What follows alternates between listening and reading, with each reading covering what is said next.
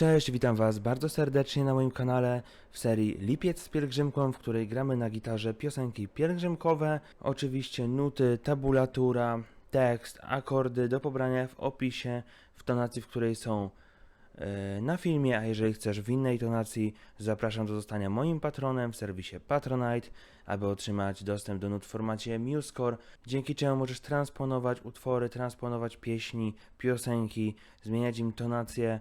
A jeżeli nie wiesz, jak to robić, link do poradnika znajduje się również w opisie.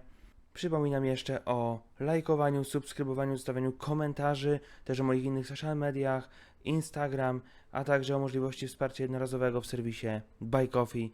Zapraszam do oglądania.